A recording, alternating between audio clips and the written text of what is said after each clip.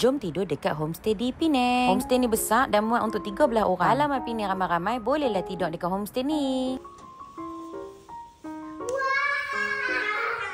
Masuk sini safe check-in je dan kad dia macam bilik hotel. Ruang tamu dia luas, lepas tu dekat dengan tempat makan dan dapur. Dekat bawah ada satu bilik yang muat untuk 4 orang. Yang ni pula ruang dapur, banyak kemudahan yang ada. Nak masak pun boleh dekat sini. Dekat dapur ni pula disediakan satu toilet. Naik je tingkat atas, terus yang pun nampak tempat rehat yang cantik ni.